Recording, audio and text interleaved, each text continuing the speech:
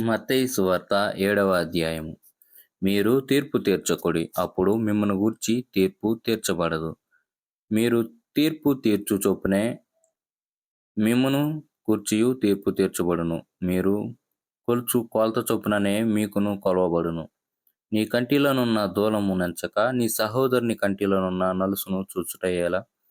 నీ కంటిలో దూలముండగా నీవు నీ సహోదరుని చూచి నీ కంటిలోనున్న నలుసును తీసివేయమని చెప్పునేలా?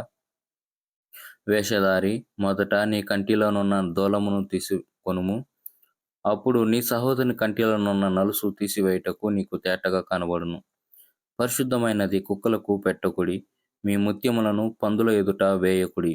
వేసిన ఎడల అవి ఒకవేళ వాటి కాళ్ళతో త్రొక్కి మీ మీద పడి మిమ్మును చీల్చివేయును.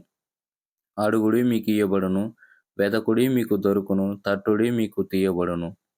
అడుగు ప్రతివాడు పొందును, వెదుకువానికి దొరుకును, తట్టువానికి తీయబడును.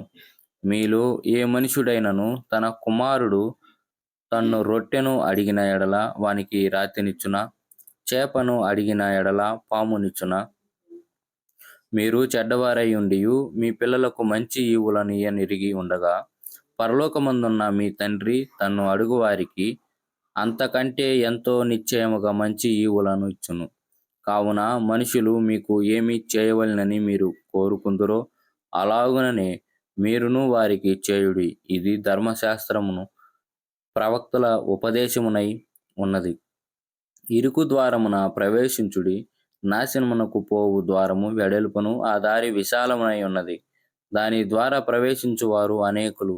జీవమునకు పోవు ద్వారము ఇరుకును, ఆ దారి సంకుచితమునై ఉన్నది, కానీ దాన్ని కనుగొనువారు కొందరే. అబద్ధ ప్రవక్తలను గూర్చి జాగ్రత్త పడుడి. వారు గొర్రెల చర్మములను వేసుకొని మీ యొద్దకు వత్తురు, కానీ లోపల వారు క్రూరమైన తోడేళ్ళు. వారి ఫలముల వలన మీరు వారిని తెలుసుకొందురు. ముండ్ల పొదలలో ద్రాక్ష పండ్లైనను, పల్లేరు చెట్లను అంజూరపు పండ్లైనను కోయుదురా?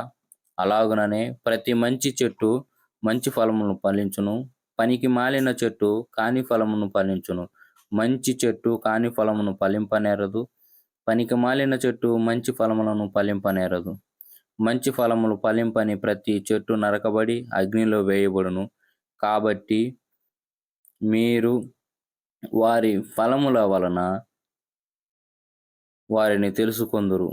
ప్రభువా, ప్రభువా అని నన్ను పిలుచు ప్రతివాడు పరలోక రాజ్యములో ప్రవేశింపడు గాని పరలోకమందున్న నా తండ్రి చిత్త ప్రకారమున చేయువాడే ప్రవేశించును. ఆ దినమందు అనేకులు నన్ను చూసి, ప్రభువా, ప్రభువా, మేము నీ నామమున ప్రవచింపలేదా? నీ నామమున దయ్యములను వెళ్ళగొట్టలేదా? నీ నామమున అనేకమైన అద్భుతములు చేయలేదా అని చెప్పుదురు.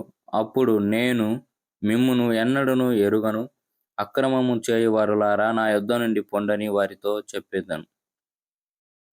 కాబట్టి నా మాటలు విని వాటి చొప్పున చేయు ప్రతివాడును బండ మీద తన ఇల్లును కట్టుకొని బుద్ధిమంతుని పోలి ఉండును. వాన కురిసెను, వరదలు వచ్చెను, గాలి విసిరి ఆ ఇంటి మీద కొట్టెను, కానీ దాని పునాదులు బండ మీద వేయబడెను గనుక అది పడలేదు.